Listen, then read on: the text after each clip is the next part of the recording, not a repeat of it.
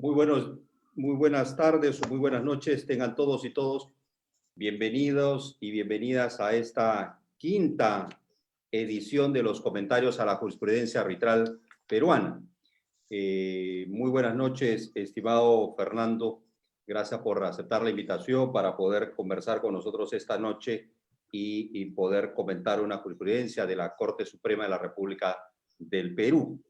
Como recordarán, desde hace ya 5 sesiones hemos destinado un espacio de nuestras actividades profesionales para comentar la jurisprudencia arbitral, el derecho vivo, es decir, la doctrina de los jueces.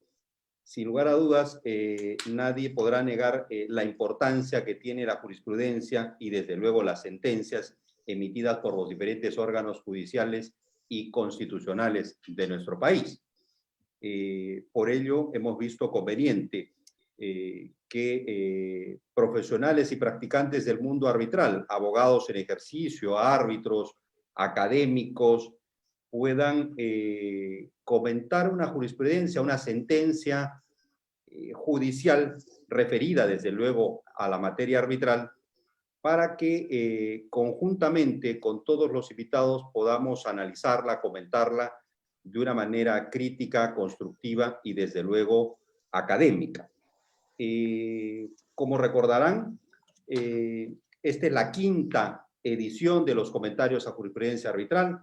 Hemos realizado ya 4 sesiones a cargo de la doctora Cecilia O'Neill, del doctor Manuel Diego Aramburú, el doctor Gustavo Rivera y la doctora Elvira Martínez Coco.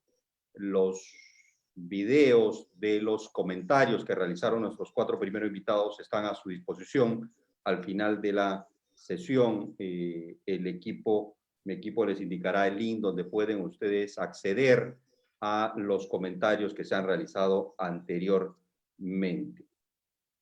En esta oportunidad nos acompaña el doctor Fernando Rodríguez Angobaldo. El doctor Fernando Rodríguez Angobaldo es fundador y socio director del estudio Rodríguez Angobaldo Abogados, una firma especializada en litigios y arbitrajes, lo que en el mundo del mercado legal peruano internacional se conocería como una boutique en litigio y arbitrajes, aunque por la dimensión de la firma Rodríguez Angobaldo Abogados, pues estamos ante una firma corporativa. El doctor Rodríguez Angobaldo es abogado por la Universidad San Martín de Porres, cuenta además con 2 maestrías, una maestría en Derecho Empresarial por la Universidad de Lima y una maestría en Derecho Procesal y Solución de Conflictos por la Universidad Peruana de Ciencias Aplicadas. Además ha seguido un curso de Management Program for Lawyers en la Universidad de Yale. Hace poco, no menos de unos días, el Chamber and Partners ha publicado, la prestigiosa publicación inglesa ha publicado el ranking de las firmas de abogados y abogados individuales, y desde luego la firma Rodríguez Angobaldo ha sido reconocida no solo por Chamber, sino por Legal 500 y Leadersley. Bienvenido, Fernando. Gracias por la invitación. En esta oportunidad, Fernando Rodríguez va a comentar una sentencia emitida por la Corte Suprema, la Sala Civil Transitoria de la Corte Suprema de Justicia de la República, concretamente la casación 2267-2017, emitida el 27 de noviembre de 2017. Antes de cederle el uso de la palabra al doctor Rodríguez Angobaldo, recordarles que luego de finalizar los comentarios y el análisis que el doctor Rodríguez Angobaldo realice a la sentencia de casación, abriremos el micrófono y las intervenciones para que puedan todos los asistentes alcanzarnos sus comentarios, preguntas. Los que no deseen hacer un comentario a viva voz pueden enviarnos sus comentarios a través del icono preguntas y respuestas que gustosamente el doctor Rodríguez Angobaldo procederá a absolverlas.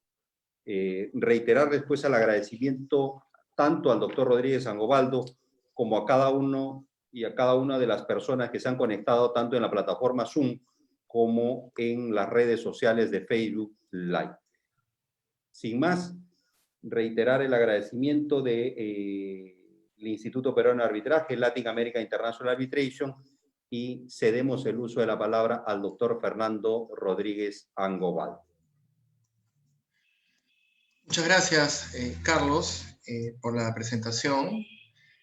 Un agradecimiento especial al IPA y a todo el equipo del IPA liderado por tu persona, también a Latin American International Arbitration, por esta invitación, la cual me siento muy honrado. Realmente es un gusto compartir esta oportunidad con ustedes y poder explicar un poco sobre una jurisprudencia arbitral vinculada a un tema de arbitraje. En primer lugar, mi jurisprudencia está vinculada al tema del deber de revelación y yo tengo que hacer un comentario previo.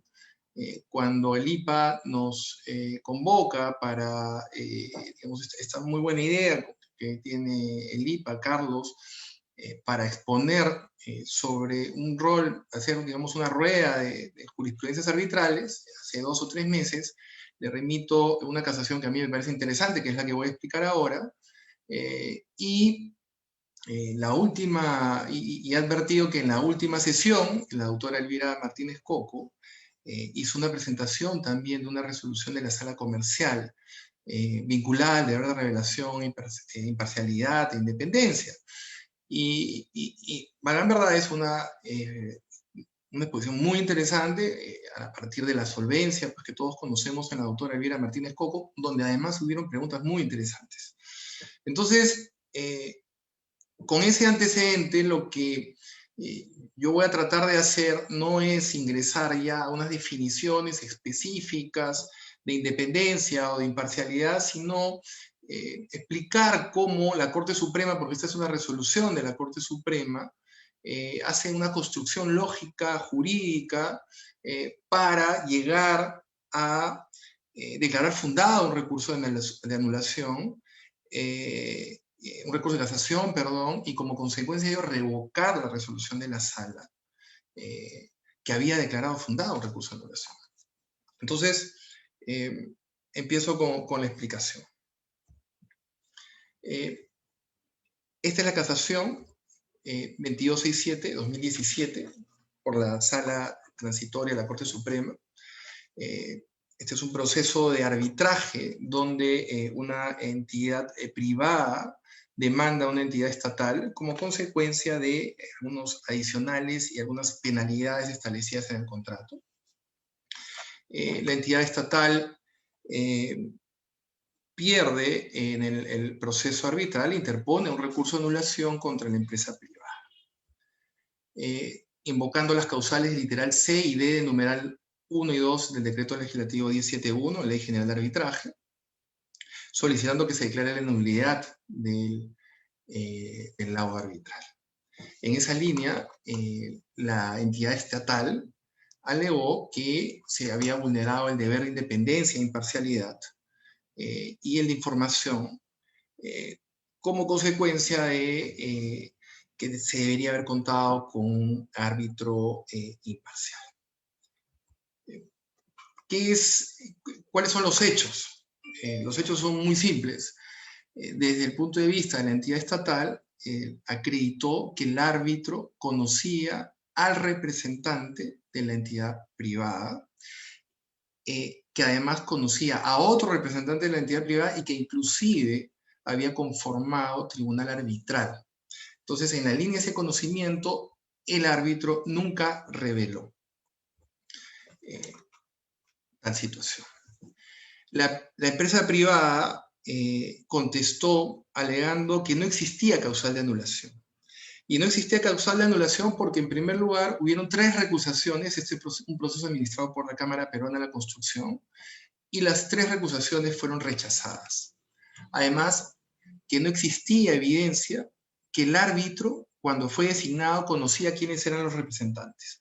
Aquí me detengo un minuto. Este es un tema que, de una u otra manera, ni la Sala Comercial ni la Corte Suprema se ponen de acuerdo en la prueba por la cual se puede acreditar que el árbitro, al momento de ser designado, conocía a estos representantes. Lo que sí es cierto es que luego esta situación se revela se menciona a través de una recusación y el árbitro decide quedarse en el arbitraje. Eso es una decisión claramente respetable.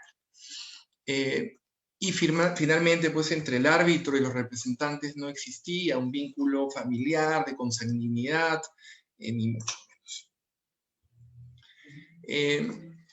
La sala comercial anula el laudo, y desde el punto de vista procesal existían 4 infracciones que habían sido presentadas en este recurso de anulación. Lo que hace la sala comercial es, primero voy a entrar a analizar respecto a este deber de imparcialidad e independencia, y luego entro a ver las otras causales, y cuando entra esta causal, dice, bueno, desde nuestro punto de vista se ha infringido el deber de imparcialidad e independencia, y por lo tanto declaro nulo el laudo arbitral y que regrese al tribunal para que este árbitro ya no siga formando parte del tribunal. No se pronuncia sobre las otras causales y sube en apelación en la Corte Suprema. Lo que señala pues de la sala comercial es que si bien es cierto, estos representantes no participaron directamente en el proceso arbitral, la realidad es que los conocía y lo debió revelar. ¿Qué artículos se habrían vulnerado para la Sala Superior Comercial cuando declara fundado el recurso de anulación? Los artículos que conocemos de la Ley de Contrataciones del Estado, el artículo 5 del Código de Ética del OCE y el artículo 224 del reglamento. Importante señalar acá que nosotros sabemos que desde el año 2019 tenemos un nuevo Código de Ética para el arbitraje en las contrataciones del Estado. Aquí la Corte Suprema y la Corte Superior deciden con el anterior Código de Ética para el arbitraje de contrataciones del Estado, que es del 2008. Aquí están las normas que de una u otra manera se señalan y que reproduzco. Y todas vinculadas pues al deber de imparcialidad, al deber de independencia que nosotros conocemos, y como mencioné, la doctora Elvira Martínez Coco lo explicó muy bien en su última presentación. La empresa interpone el recurso de casación y alega 2 infracciones. La primera, la infracción normativa procesal de los incisos 3 y 5 de la Constitución, que siempre son normas, como se ha hablado, de cajón desastre cuando uno interpone el recurso de casación respecto a normas procesales, y la infracción de normativa material del artículo 5 y 15 del Código de Ética de la OCE. Respecto a la infracción normativa procesal de los artículos 3 y 5, la Corte Suprema señala que la Corte Superior no ha inaplicado ni ha vulnerado ningún artículo de la Constitución, y por lo tanto decide entrar al fondo. Como sabemos, en un recurso de casación, por obligación, lo que tiene que hacer la Corte Suprema es mirar si hay infracciones procesales, y si las hay, declarar la nulidad, y si es que no las hay, recién entra al fondo. En este caso, declaró que no había infracción procesal, por lo tanto entra al fondo a analizar respecto al recurso de casación, teniendo en consideración esta infracción normativa. Y como señalé al principio, hay una construcción lógica jurídica que hace la Corte Suprema para declarar fundado este recurso. Y se basa en lo siguiente. 1, tenemos que los principios de independencia e imparcialidad en los jueces. Hace una bifurcación la Corte Suprema y desarrolla el principio de deber de imparcialidad de los jueces, y por otro lado desarrolla el principio de independencia e imparcialidad en el fuero arbitral. continúa la Corte Suprema en su desarrollo de la sentencia con el deber de revelación en el ordenamiento jurídico peruano. Luego menciona unas pautas que se ha de tomar en consideración en cuanto al deber de revelación del árbitro, es decir, ya la misma Corte Suprema establece unas pautas, unas preguntas que vamos a verlas después.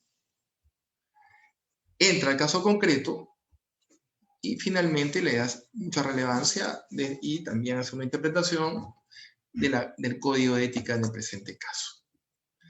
En cuanto a los alcances del principio de independencia e imparcialidad, la Corte Suprema, considerando, menciona que en sede judicial estos principios están desarrollados principalmente en la sentencia del Tribunal Constitucional. Y señala que en sede arbitral estos principios, y hace un desarrollo un poco más largo, vinculado también, y menciona también mucha doctrina, diferentes académicos nacionales e internacionales, y lo que dice la Corte Suprema es que es semejante al Poder Judicial, que los árbitros ejercen verdadera jurisdicción, pero ceñida a un caso particular, como nosotros sabemos que existe hoy en día, que la Corte Suprema, el Tribunal Constitucional, han dejado bien claro que el Poder Judicial ha dejado bien claro que el arbitraje es jurisdicción. Pero lo interesante es que aquí hace una separación, ¿no? Una cosa es la independencia e imparcialidad del juez y otra cosa es la independencia e imparcialidad del árbitro. Y ahí, como describo, la Corte Suprema habla sobre el deber de independencia e imparcialidad de cada uno de ellos, ¿no? Y la intensidad debería ser la misma, pero vinculada al caso concreto. El caso concreto es cuál es mi relación con las partes, ¿no? Y aquí es donde empieza una construcción respecto al deber de revelación en el ordenamiento jurídico. Cita al doctor Mario Castillo Freire y señala que el deber de revelación es el deber ético de informar y de revelar o declarar cualquier hecho o circunstancia que pueda provocar duda justificada, ¿no?, sobre la independencia e imparcialidad. Luego, cita al doctor Mateus López, las dudas no deben ser subjetivas de la parte, sino que han de tener carácter objetivo, justificadas en circunstancias que provocan que se desconfíe o se sospeche de un árbitro. Entonces, si se dan cuenta, empieza a construir su argumento a partir de que el árbitro tiene que justificar, o sea, para revelar algo, realmente tiene que existir una duda justificada. Si no la hay, como veremos más adelante, no hay necesidad de revelar. Y la Corte Suprema se hace la siguiente pregunta: ¿qué es lo que el árbitro está obligado a revelar? ¿Cuánta información es necesaria revelar para que el deber de revelación se encuentre en consonancia con los principios de independencia e imparcialidad? Y aquí nosotros lo que hacemos es transcribimos parte importante de algunos considerandos, y en primer lugar señala, no existe una lista pormenorizada sobre cuáles son los alcances de la información que se encuentra obligado a revelar. Cita a dos autores que señalan que cuando un árbitro revela demasiada información termina siendo esto un problema porque puede dilatar el proceso. Y que a partir de ello se entiende que si la obligación de informar es como muy amplia, el árbitro tendría que informar todas sus relaciones y probablemente tendría que hacer una lista interminable. Entonces, los riesgos de rechazar su designación aumentarían de manera exponencial. ¿Qué es lo que trata de decir a la Corte Suprema? Que en primer lugar se vulneraría un principio de celeridad procesal, más aún cuando eso lo que debe imperar en un arbitraje, y por otro lado, uno tendría que estar obligado a informar absolutamente todo, y eso podría generar un problema porque provocaría que la otra parte simplemente empiece a recusar a los árbitros, lo cual podría generar un problema en el arbitraje propiamente dicho. Considerando 25, toca ya normas, digamos, bueno, todos sabemos que el UNCITRAL no es una norma, pero reglas de UNCITRAL del 12.1, que el árbitro desde el momento de su nombramiento y durante las actuaciones arbitradas debe revelar todas las circunstancias que puedan dar lugar a dudas justificadas, ¿no? Aquí recoge también en la Corte Suprema los dos artículos o numerales del 12.1 y cita a Fernández Rosas, donde señala que el árbitro desde el momento de su nombramiento deberá revelar todas las circunstancias que puedan dar lugar a dudas justificadas. Entonces, es importante cómo construye el argumento de la Corte Suprema y resalta el término dudas justificadas y también, de una u otra manera, lo define. Además, la Corte Suprema cita a Fernández Rosas, quien a su vez cita la jurisprudencia americana, y así dice la resolución de la Corte Suprema, que para advertir que un árbitro es parcial deben concurrir 4 circunstancias. Existencia de un interés personal, la constancia de que concurre una relación de causalidad entre dicha relación y el arbitraje, la presencia de una relación directa entre el árbitro y la parte que se supone favorecida, y la inmediatez temporal de tal relación y tal procedimiento. Si nosotros nos vamos al caso concreto y nos quedamos con estos 4 puntos, probablemente tengamos 2 o 1 y media que podrían aplicar al árbitro, que fue cuestionado. Pero las 4 no. Y lo que señala la Corte Suprema, citando a Fernández Rosas, es que estas 4 circunstancias deberían ser concurrentes. Si no, las 4 no están juntas, o si las 4 no se dan, simplemente no habría un problema para recusar al árbitro. Luego de eso, la Corte Suprema se sigue haciendo preguntas y dice, ¿qué es lo que el árbitro está obligado a revelar y cuánta información es necesaria revelar para que el deber de revelación se encuentre en consonancia? Y esta es la pregunta indicada anteriormente, pero aquí es de una u otra manera una conclusión. El árbitro se encuentra obligado a revelar todas aquellas dudas justificadas que pudieran poner en entredicho su imparcialidad e independencia. No obstante, no debe caer en el absurdo de revelar todo lo que a su real parecer así lo entiende. Entonces, aquí hay una mezcla de aspectos objetivos o subjetivos, porque lo que están diciendo de una otra manera es que el árbitro podría entender de que si para él no es una duda justificada, no tendría por qué revelar. De lo contrario, señala la Corte Suprema, se correría el grave riesgo de que se dilate innecesariamente el arbitraje. Entonces, lo que hace la Corte Suprema es balancear un poco. Si nosotros empezamos a aceptar todas aquellas recusaciones o empezamos a revelar y todas esas situaciones de revelación van a implicar que lo recusen al árbitro, simplemente los procesos de arbitraje se demorarían y se perdería parte de un principio fundamental del arbitraje, que es la celeridad. Por lo que se debe omitir todo aquello que signifique un retardo innecesario en la administración de justicia, que es lo que hacen los árbitros. El proceso arbitral estaría condenado irremediablemente al olvido como una alternativa para la solución de conflictos. Esto lo señala la Corte Suprema de manera muy clara. Pautas a tomar en consideración para aplicar el deber de revelación.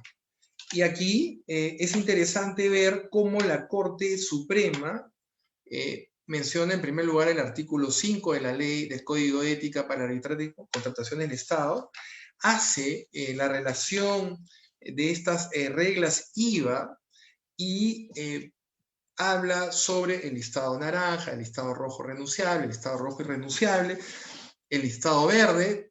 Desarrolla de una manera resumida cada uno de estos, no dice en qué listado se encontraría este árbitro, pero da a entender que se encontraría en un listado naranja, ¿no? Y también consideraciones elaboradas por la doctrina. Son aproximadamente 13 o 14 autores de la doctrina nacional e internacional que cita la Corte Suprema en esta resolución. Entonces, nosotros con esta explicación, y termina así parte de la resolución de la Corte Suprema, el hecho que el árbitro haya omitido revelar que conocía a los representantes de la empresa privada basta para declarar la nulidad del laudo arbitral. Entonces, En el caso concreto, la Corte Suprema de una manera inteligente, porque lo que dice es, vamos a pensar por un segundo de que el árbitro, porque como les dije inicialmente eso no estaba muy claro, de que el árbitro sí conocía a los representantes, ¿no? Y sobre ese conocimiento vamos a preguntarnos si debía revelar, a sabiendas que estos representantes no habían formado parte del proceso arbitral en sus actuaciones. Entonces, la Corte Suprema hace esta construcción y dice, el deber de revelación es una exigencia del árbitro de informar a las partes que puedan dar lugar a dudas justificadas. No es necesario que el árbitro informe absolutamente todo, en procura de que dichos principios, independencia e imparcialidad, no se vean comprometidos. No existía evidencia alguna que pruebe que el árbitro hubiese tomado conocimiento. Y aquí entra a decir, bueno, más allá de todo, en todo caso no he visto evidencia de que el árbitro tenía conocimiento al momento de ser designado. Porque claro, la recusación viene después, evidentemente, cuando te conformó al tribunal y el árbitro se quedó, ¿no? Pudo renunciar, claro que pudo renunciar, pero el árbitro consideró que no era necesario que renuncie porque no se sentía afectado por estos principios. Y eso es, como dije, respetable. De las anteriores recusaciones no se aplica un nivel de familiaridad, los representantes no participaron en las actuaciones arbitrales, el hecho de que el árbitro haya conocido a los representantes no genera dudas relevantes. Esa es la construcción lógico-jurídica que hace la Corte Suprema. Entonces, por lo tanto, el árbitro no está inhabilitado. La sola omisión del deber de revelación no implica, dice la Corte Suprema, la existencia de alguna parcialidad por parte del árbitro, la vulneración de principios de independencia e imparcialidad. Entonces, que uno conozca a alguien y no revelarlo, en lo absoluto puede significar que se le retire al árbitro de un tribunal arbitral lo que se le pueda recusar. No solamente eso, sino es que si se recusa el árbitro, si considera que puede quedarse, no debería tener ningún inconveniente. Entonces, es un análisis interesante que hace la Corte Suprema. Luego, no entra a artículo por artículo del Código de Ética, que señala que para que se configure una falta de deber de información, y esto lo señala la Corte Suprema, se requiere que la omisión sea relevante o trascendente y que afecte la buena marcha del proceso arbitral. Para la Corte Suprema, en lo absoluto se pudo afectar la buena marcha del proceso arbitral. No toda omisión atenta contra los principios de independencia e imparcialidad. Conforme se razona el texto integral, ¿no? La Corte Suprema revisa el Código de Ética y dice, analicemos de manera integral, no se atenta contra principios de independencia e imparcialidad en este caso concreto. Finalmente, bueno, la Corte Suprema resuelve, declara fundado el recurso de casación y por lo tanto ordena que la sala comercial se pronuncie por los otros puntos que fueron materias de anulación, ya que sobre este punto el tema está resuelto. La sala comercial ya no se pronuncia evidentemente de este tema, resuelve solo otros puntos y declara infundado el recurso de anulación que inicialmente había declarado fundado. Si hacemos un balance entre lo que dijo la sala comercial, la sala superior y la sala suprema, la sala digamos, es muy sutil la diferencia, pero son diferencias relevantes. La sala superior señala, está obligada a declarar dicha circunstancia a fin de evitar dudas sobre su independencia y parcialidad. Obligada a declarar. La sola omisión del deber de revelación, dice la Suprema, no sugiere la vulneración de los principios. Para la sala comercial, esa situación de no revelar implicaría una conducta omisiva deliberada, de no revelar. Entonces, una conducta de no revelar implicaría un actuar parcializado. Esto es lo que dice la sala comercial. La Corte Suprema dice, una revelación solo resultaría relevante si el árbitro presenta dudas razonables. Y en la medida que no sean temas objetivamente trascendentes. Entonces, para la Corte Suprema es trascendente que conocía a los representantes de la entidad que forma parte del arbitraje como parte demandante, desde nuestro punto de vista, eso no es trascendente. Es lo que dice la Suprema. Y la Sala Superior señala, las partes tienen derecho de conocer las circunstancias que pudieran revelar conflicto de interés y juzgarlas en cada caso concreto. La Corte Suprema insiste, la omisión del deber de información debe ser trascendental, como para afectar el buen desarrollo del arbitraje. Entonces, acá vemos una balanza de la Sala Suprema y la Sala Superior, donde si lo vemos, si ponderamos, lo que hace la Corte Suprema es bajar el estándar de revelación. Antes de terminar, simplemente mencionar de que esta resolución de la Corte Suprema se da en un contexto de un marco legal donde tenemos un código de ética para el arbitraje en contrataciones del Estado del año 2008, que como sabemos ha sido modificado en el 2019, por un lado. También se da con una ley de contrataciones del Estado anterior, que también ha sido modificada en los últimos 2 o 3 años. Así que si nos hacemos la pregunta con el actual código de ética, que es, entra un poco más en los detalles, ¿esto hubiese sucedido, el árbitro hubiese tenido que revelar? Es una pregunta interesante. Yo creo que sí habría tenido que revelar, y creo también que con el código de ética anterior hay un tema subjetivo, ¿no? Hay un tema subjetivo que el árbitro consideró no revelar, y la Corte Suprema ha señalado lo que nosotros hemos mencionado, que no tenía por qué revelar esa situación a partir de esa construcción lógica jurídica. Eso es todo. Muchas gracias y estoy listo para cualquier comentario o pregunta. Muchas gracias, estimado Fernando. Si podemos, Mauricio, ayudarnos a desactivar la presentación para poder... muchas gracias por el análisis, por el comentario a esta sentencia de la Corte Suprema, que una vez más ingresa a un tema que es de suma importancia, y es el deber de revelación de los árbitros, y en qué medida la omisión o la información no revelada puede afectar la imparcialidad del árbitro, ¿no? Y ello, desde luego,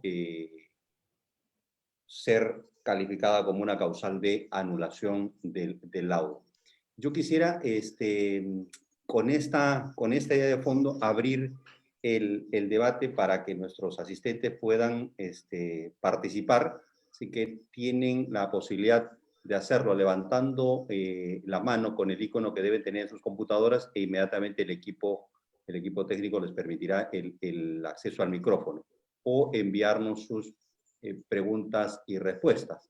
Así que mientras van calentando y preparando sus intervenciones, Fernando, yo te preguntaría, y es lo siguiente: ¿cuál es el estándar de revelación de un árbitro aterrizando al arbitraje doméstico peruano? Es decir, y mi pregunta va más allá, es decir, ¿hasta dónde debe revelar? Porque en la práctica arbitral vemos que, me imagino que tú como abogado principalmente debes recibir revelaciones de los árbitros, o que tu estudio, la parte designado, o la contraparte, o el presidente elegido por la entidad o por las partes, revelan. Y yo en mi experiencia he visto árbitros que revelan inclusive, con todo respeto, digamos, llegan a los 30 años, 40 años atrás y dicen, fue mi alumno hace 40 años. Estuvimos en una conferencia en el año 2019 en la ciudad del Cusco. Dicté un diplomado en tal universidad o en tal instituto, y entonces comienza a revelar. ¿Cuál es el límite? Porque en realidad esto podría volverse una locura e interminable, salvo que algún profesional no tenga una vida social, profesional, no se dedique a la docencia, a la cátedra, y su círculo de revelación sea su círculo dentro del cual pueda revelar sea muy limitado, ¿no? Entonces, claro, si no ha sido profesor, no tiene alumnos, no tiene que revelar. Lo único que le caería son compañeros de facultad, compañeros de la maestría o del doctorado. Si no ha estudiado ni maestría ni doctorado, ya tiene 2 niveles menos para revelar. Si es hijo único, ya también el nivel baja. Es decir, ¿cuál debe ser? Porque esto se puede convertir en una paranoia, casi ya que estamos viviendo en una situación particular de pandemia, es como la limpieza de los productos, ¿no? O sea, bueno, si ya le has echado el líquido, no sé, la lejía, pues ya, con eso basta, ¿no? Alguien le echa la lejía, le echa el alcohol isopropílico, amonio cuaternario, lo vuelve a lavar, lo saca al sol y entonces dice, ok, todo funciona, pero oye, pero si ya mataste al bicho con el primer ingrediente, así, ¿cuál debe ser el límite? Y esto sumado también a que no existe, corrígeme, ningún reglamento arbitral, simplemente dice debe revelar, ¿no? Pero no te dice hasta cuál es si bien te establecen rangos, ¿no? 3 años, 5 años, unas instituciones arbitrales, centros de arbitraje, pero no te dicen qué revelar dentro de todo esto. ¿Qué es lo que nos puedes comentar al respecto, Fernando? A ver, yo dividiría la respuesta en dos temas, ¿no? De dos maneras, ¿no? Una, lo que ha sucedido, lamentablemente, no el tema de la pandemia, sino que lo que ha sucedido con estos problemas que hubieron en el arbitraje hace 4 años, o 3, o 2, y otro ya la respuesta objetiva, ¿no? Y tú has dicho una palabra interesante, ¿no? La paranoia, ¿no? Lamentablemente lo que estamos viendo ahora es que se revela absolutamente todo, ¿no? Y ya de manera hasta exagerada. Y uno lo ve bien y lo ve positivo, pero también lo que uno está viendo, que es lo que rescata esta Corte Suprema, es que cuando a alguien no le interesa continuar con el arbitraje por diversas razones, empiezan a recursar a partir de esa revelación. Y no solamente eso, sino que ya los árbitros, con todo derecho, porque se han visto cuestiones que han estado erradas, digamos, en ciertas investigaciones, optan por, digamos, renunciar, ¿no? Antes de que los recusen. Y uno lo ve en sus propios arbitrajes, lo conversa con árbitros absolutamente reconocidos por su honestidad profesional y su honestidad moral, ¿no? Si cabe, y la verdad es que optan por renunciar. Es como que la política de algunos árbitros es, a mí me recusan, yo renuncio. Eso no pasaba antes, ¿no? Entonces, el límite debería ser el proceso mismo, es decir, si el proceso mismo, y hay una parte, como se ha explicado en toda esta explicación, explicado en toda esta exposición, lo que nosotros debemos pensar, los litigantes o los árbitros, es que hay mucho aspecto subjetivo, ¿no? Y que es imposible, ¿no? En un mundo en que el arbitraje también resulta ser pequeño para la cantidad de litigios que puede haber, que las personas no se conozcan, que las personas no hayan litigado, que las personas no estén dentro de un proceso arbitral. Entonces, el deber de relación no debe llegar hasta revelar cualquier asunto que esté de una u otra manera no relacionado con las partes. Cualquier situación que no es conocida es la que debe ser revelada, pero que no es conocida, porque yo escuchaba en la exposición que hubo con la autora, que como digo, estuvo bien interesante, por eso no quiero tocar esos temas, porque ya fueron tocados y hace muy bien el IPA y ustedes en tener estos foros en Facebook Live, o sea, uno los puede ver, yo estuve presente esa vez, pero hoy he visto otros por Facebook Live. Se dijo, uno debe revelar lo que no es conocido en la otra parte. El punto es, hay cuestiones que no son conocidas por la otra parte, pero son necesarias revelar, ¿no? Entonces, ahí hay mucho aspecto subjetivo del árbitro. Desde mi punto de vista, el límite lo ponen las partes y lo pone el proceso propiamente dicho, pero más allá de eso ya no debería haber un deber de revelación donde uno tenga que revelar cualquier cosa, porque si no, regresamos a lo que dice esta Corte Suprema, ¿no? En primer lugar, procesos largos, y en segundo lugar, aprovechamiento de las partes para recusar a los árbitros, lo cual es lamentable, pero eso se ve en la realidad. Muchas gracias, Fernando. Tenemos una pregunta aquí del doctor Ángel Bustos. Mauricio, por favor, si le puedes permitir al doctor Ángel Bustos. Doctor Bustos, tiene uso de la palabra. Doctor Bustos, tiene que activar su micrófono.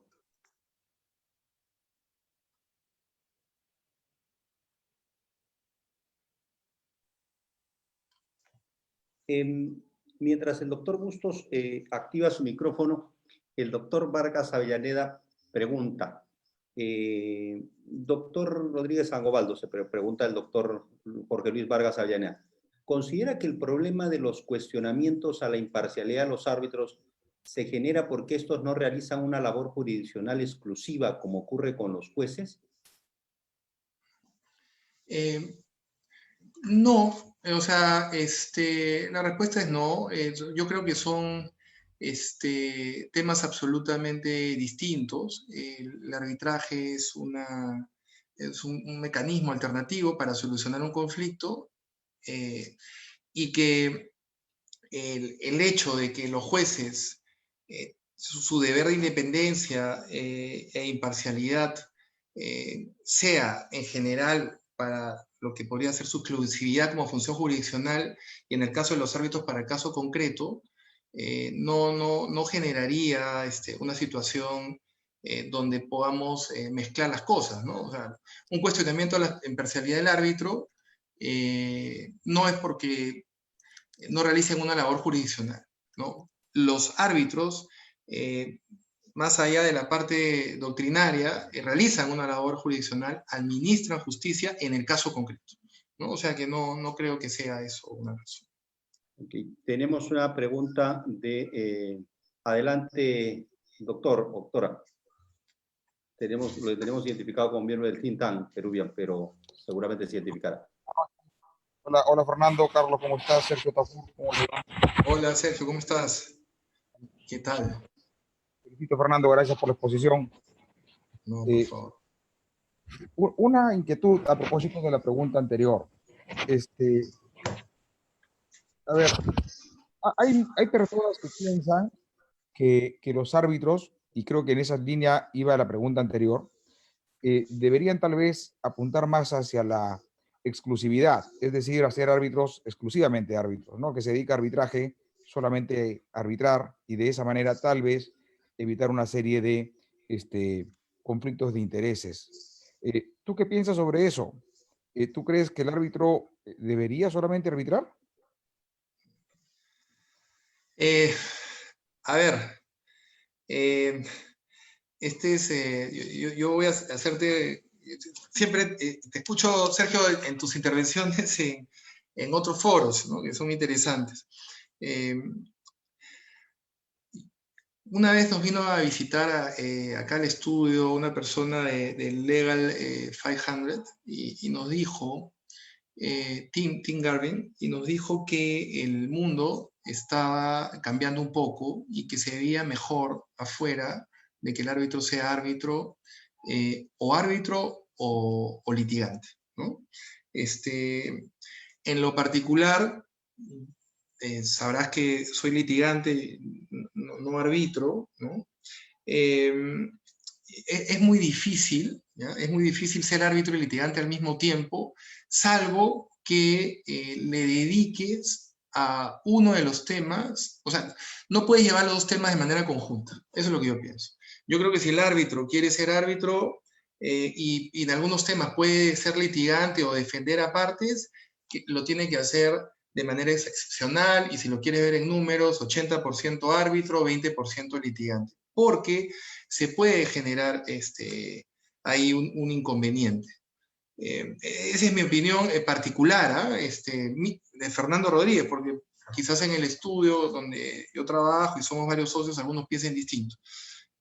Es más cómodo, además, dicho sea de paso, ser árbitro o litigante, ¿no? Ser los dos es un poco complicado, ¿no? Esa es mi opinión Eh, particular. Sergio, si me permites, y con cargo también a pedir tu comentario, eh, creo que la exclusividad como árbitro no te libera de posibles conflictos, digamos, probablemente te libera de un espacio, ¿no?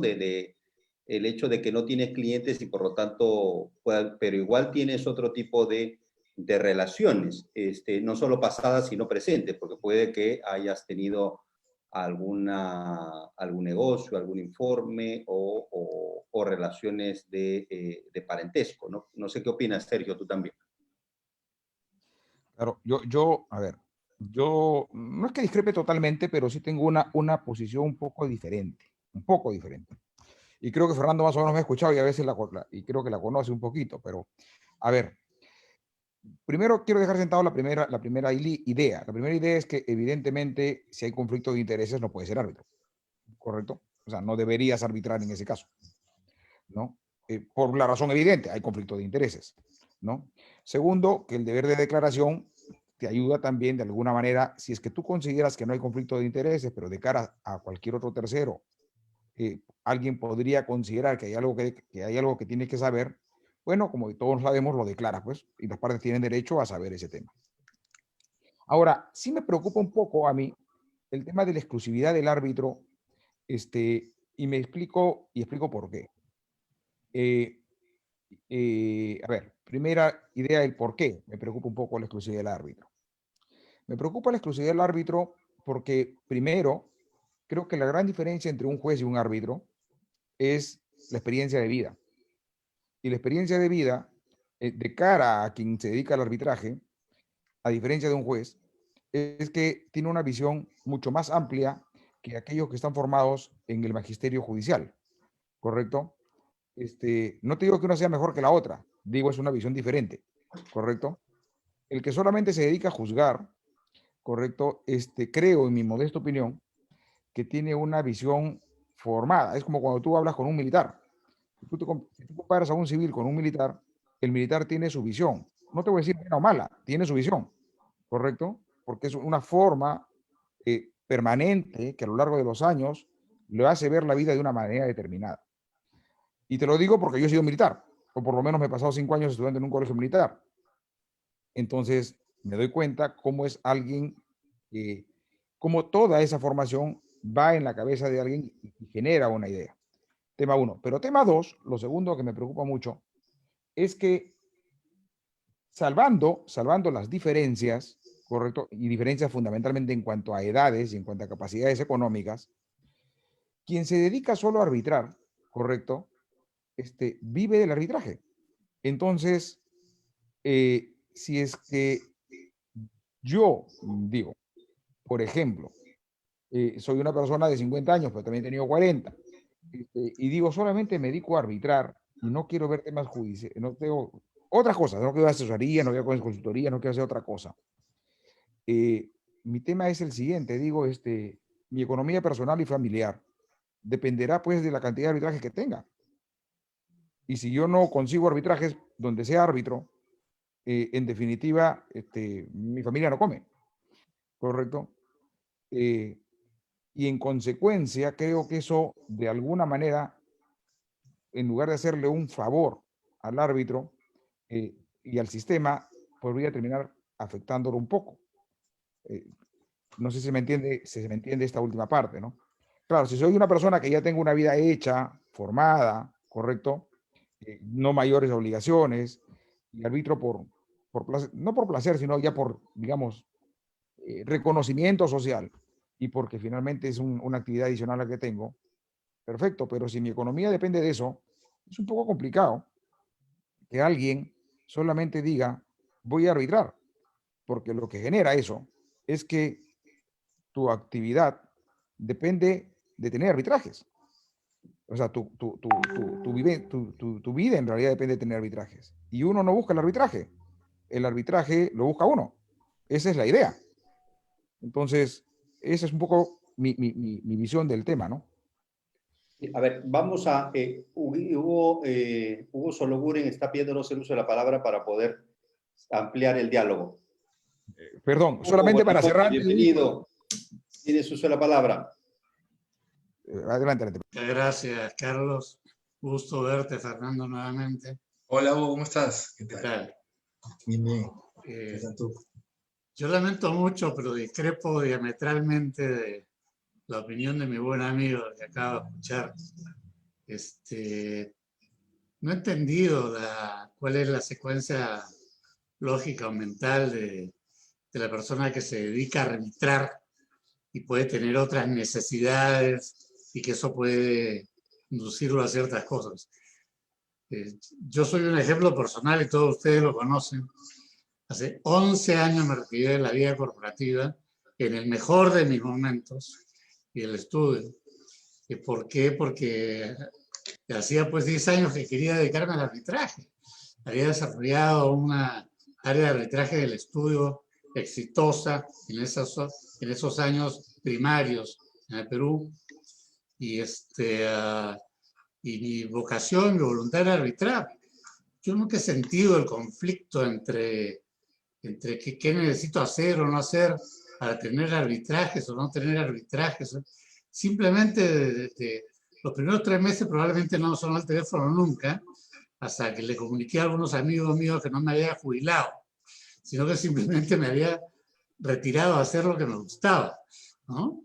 Y lo único que puedo decir como experiencia de vida es que tenía ya bastantes arbitrajes antes de retirarme de la vida corporativa, pero los últimos 10, 11 años, y los peruanos que me escuchan son testigos, porque como hoy día tenemos que declarar todo, hasta el número de arbitraje que tenemos, puedes tener clara conciencia de que yo no he sentido jamás la dificultad de tener que buscar trabajo o buscar quien me nombre árbitro. Todo lo contrario, lo que tengo hoy día es un exceso de demanda en procesos arbitrales y designaciones. Entonces, yo creo que no es una razón decir que si nos vamos a dedicar solo al arbitraje es un problema. Yo creo que es una cuestión primero de vocación. En segundo lugar, creo que tampoco hay ninguna contradicción entre ser miembro de un estudio, hacer la práctica profesional y ser árbitro, en la medida en que, por supuesto, sepamos separar totalmente la conexión con las partes, con los abogados, etcétera, y sobre todo que cumplamos, además bajo el principio de integridad y de ética en el tema, cumplamos con el deber pleno de revelación y de información a las partes. Yo no encuentro, sinceramente, es más fácil, sí, no lo dudo, es más fácil ser solo árbitro, que porque uno no tiene, pues, muchas incompatibilidades, ¿no? Los estudios siempre generan incompatibilidades, y particularmente los grandes o los estudios importantes. Pero no creo que sea una disyuntiva de que uno tiene que ser abogado, estudio o árbitro. Yo creo que puede ser las dos cosas. Es una cuestión de vocación y es una cuestión de a dónde dirige uno su vida. Y depende cómo uno la maneje, las cosas van viniendo solas. Y bueno, esa es mi experiencia, la comparto con ustedes. Muchas gracias por escuchar. No, gracias, Hugo. A ti, Fernando, ¿qué nos puedes comentar? Y luego en este debate sobre la... Yo estoy totalmente de acuerdo con lo que señala Hugo, ¿no? Yo notaba acá vocación, ¿no? Yo inicialmente pensaba un tema de decisión, ¿no? Pero luego, dándole vueltas al tema, es un tema de vocación, ¿no? Yo en lo particular, a mí me apasiona litigar, ¿no? Más que ser árbitro. Probablemente podría hacer las cosas, no me sentiría muy cómodo. Entonces hay un tema de vocación. Y lo otro es que también yo no me siento en el estudio a esperar que los clientes vengan, ¿no? Yo salgo durante años a buscar clientes y demás, y es parte de, ¿no? Y no estoy diciendo que uno tiene que buscar arbitraje, pero llega un momento en que el mercado te reconoce de tal manera por tu buen trabajo que si eres bueno, te van a llamar, que es lo que le debe estar pasando y le pasa a Hugo desde hace muchos años.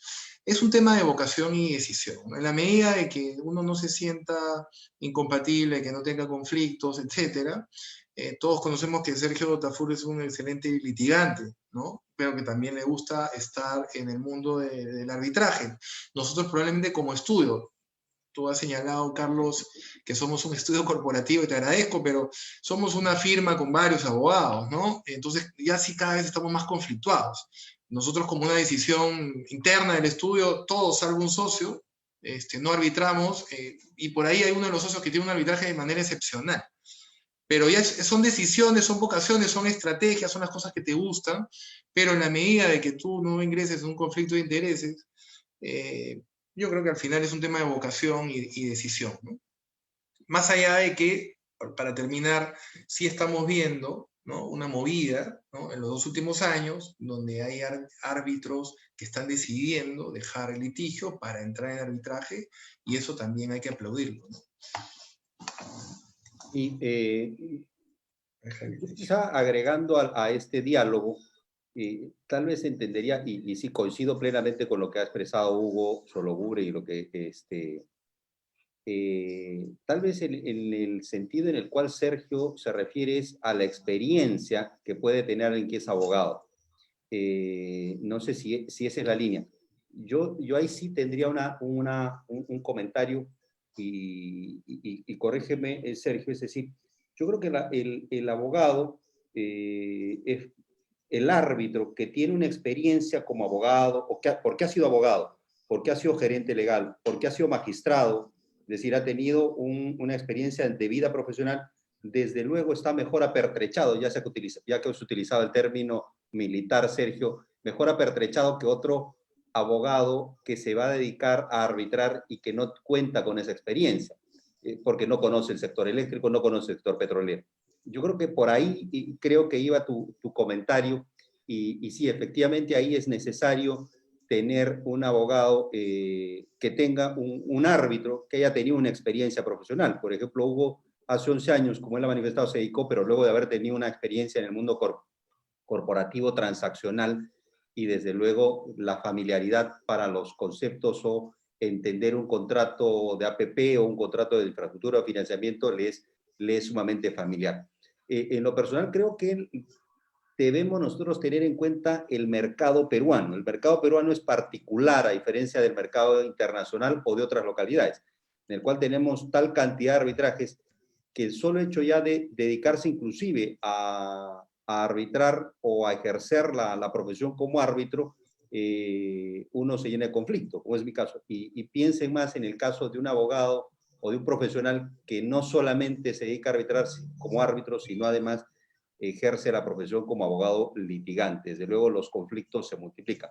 Pero al final yo creo, Sergio, que es un tema de vocación, decisión, de opción, y que finalmente cada uno verá lo conveniente también a sus pasiones y a lo que decida dedicarse, ¿no? Pero no sé si esa era la línea a la cual tú ibas, Sergio, si tienes uso de la palabra, y luego tenemos acá a Manuel Diego Aramburu, que también, si podemos permitir el uso de la palabra. Gracias, Carlos. A ver, creo que no estamos en líneas opuestas tampoco con lo que ha dicho Hugo. A Hugo lo conocemos desde hace muchos años y evidentemente Hugo, al igual que varios colegas y amigos, digamos, esencialmente ya al día de hoy se dedican a arbitrar y clase y exclusividad. Por eso dije, cuando el mercado te reconoce y probablemente ya puedes darte, digamos, la licencia en el mejor sentido de los términos, de dedicarte de pleno al arbitraje, porque ya tienes un reconocimiento como árbitro, perfecto, eso, ahí no hay un problema. Y yo voy de cara a otra cosa, y quisiera ser muy claro en esta última parte. A ver, como ustedes saben, tengo la oportunidad desde varios años, muchos años, de enseñar en pregrado, en posgrado, y cuando escucho mucho a los chicos de pregrado o a los jóvenes abogados y les pregunto, practicantes incluso, y veo que quieren ser, por ejemplo, árbitros, ¿correcto? Y están saliendo de la universidad y comienzan a estudiar sus cursos de especialización, y dicen, ya voy a estudiar para ser árbitro, yo los veo y les digo, muchachos, les doy mi opinión, correcto, mi opinión puede estar errada, pero les doy mi opinión. Uno no, el ser árbitro importa juzgar, y para poder juzgar uno tiene que tener ciertas visiones, o sea, cierta experiencia, lo que tú acabas de decir, Carlos, cierta experiencia no solamente legal, sino un poco de vida también, ¿correcto? Porque vas a juzgar conductas, ¿ya? Vas a juzgar a personas. Serán patrimoniales los problemas, pero finalmente vas a juzgar conductas, vas a juzgar personas, vas a juzgar situaciones. Y eso no lo adquieres de la noche a la mañana ni los libros te lo enseñan, ¿correcto? Entonces necesitas una experiencia profesional y personal. Y a esa va primero mi primer tema. Es decir, la exclusividad del arbitraje no puede ser pensando de cara a una persona que recién sale, que tiene pocos años de abogado y dice yo solamente quiero dedicarme a este tema. A mí me extrañaría esa visión allí.